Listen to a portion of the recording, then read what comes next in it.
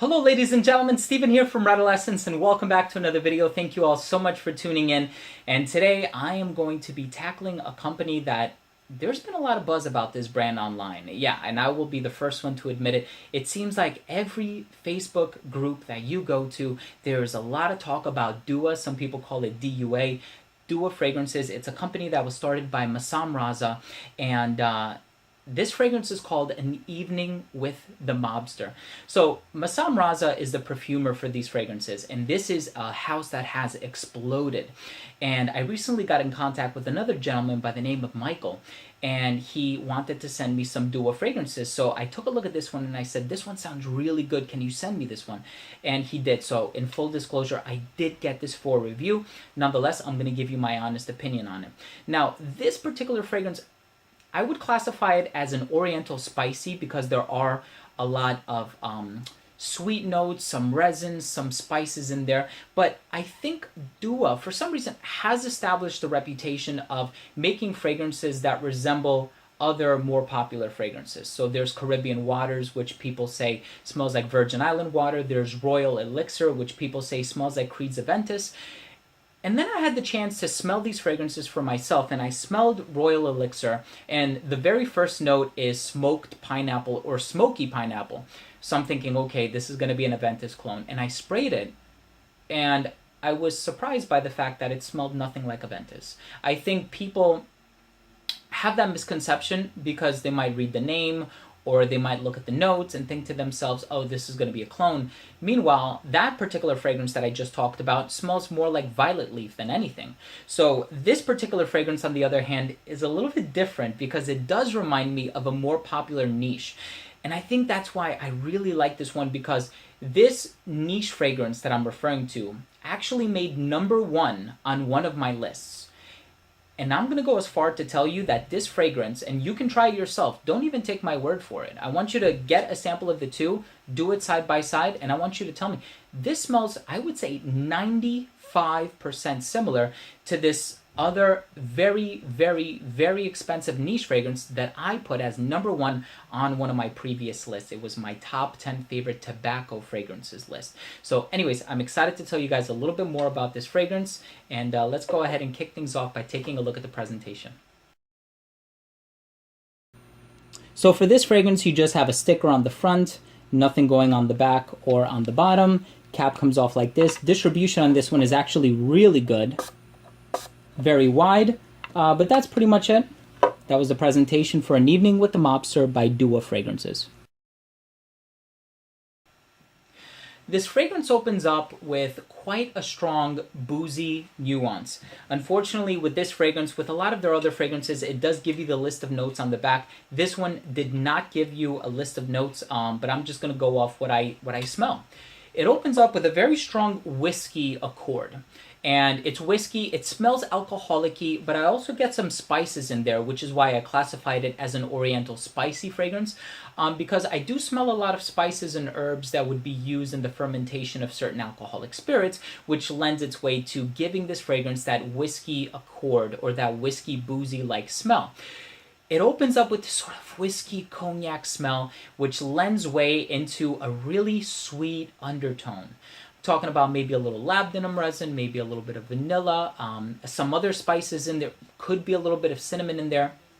I think the star players in this one are the vanilla and the sweet notes, because I don't even know what to classify. It could be an amber accord, and amber is a combination of different resins. It's a prescribed blend oftentimes of vanilla, labdanum, and benzoin. So there could be a lot of benzoin in here, and I'm going to guess that there is, because I do have Styrax benzoin essential oil, and it smells very similar to it.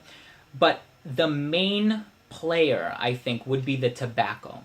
There's a wonderful, wonderful tobacco note in this that is evocative of this other fragrance that I have that costs hundreds and hundreds and hundreds of dollars.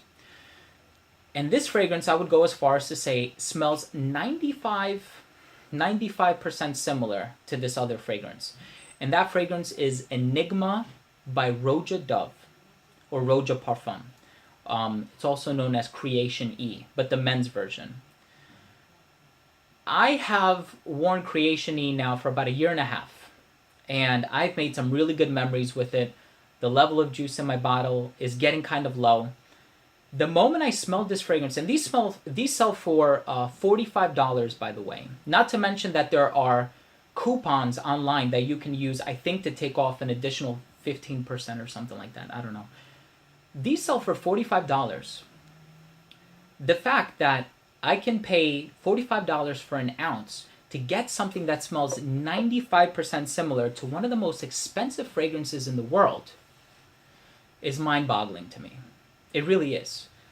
I want to say I don't have a need to wear the Roja Dove fragrance anymore, as much as I love it, and it will always be one of my favorites. And I will continue to wear it because, like I said, they don't smell exactly alike, but 95% similar.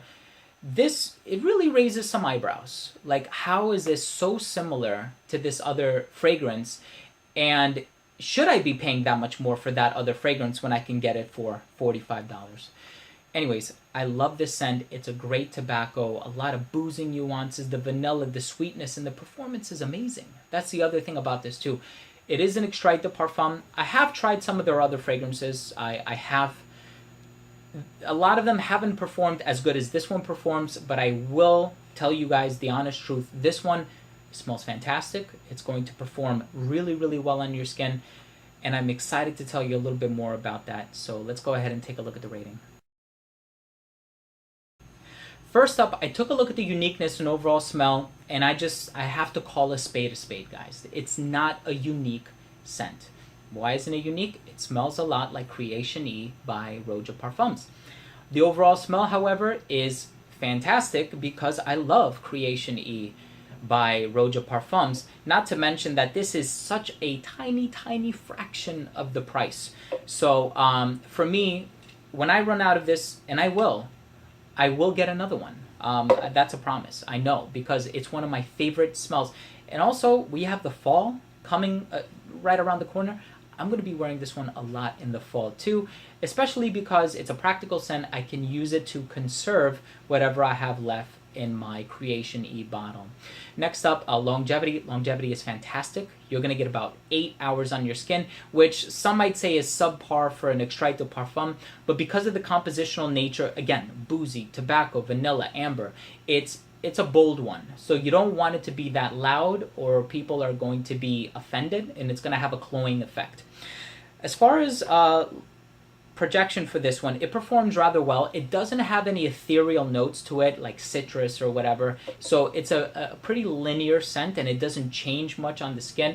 You're going to get really good projection, I want to say, for the first 3 hours, and then it doesn't sit that close to the skin. It projects maybe within an elbow's length for another hour or two, and then right about that 5th hour mark is when it gets really close, almost becoming a close encounter type of a scent.